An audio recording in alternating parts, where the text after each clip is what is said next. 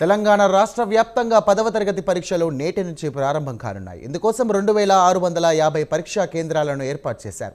ఇక రాష్ట్ర వ్యాప్తంగా గుర్తింపు పొందిన 11547 పాఠశాలల నుంచి 5,09,403 మంది విద్యార్థులు పరీక్షలు రాయనున్నారు.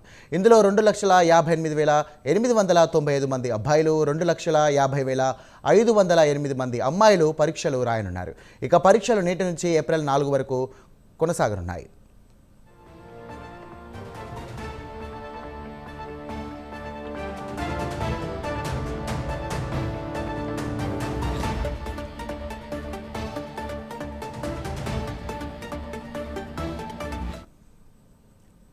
తెలంగాణ రాష్ట్ర వ్యాప్తంగా 10వ తరగతి పరీక్షలు నేటి నుంచి ప్రారంభం కానున్నాయి. ఇందుకోసం 2650 పరీక్షా కేంద్రాలను ఏర్పాటు చేశారు.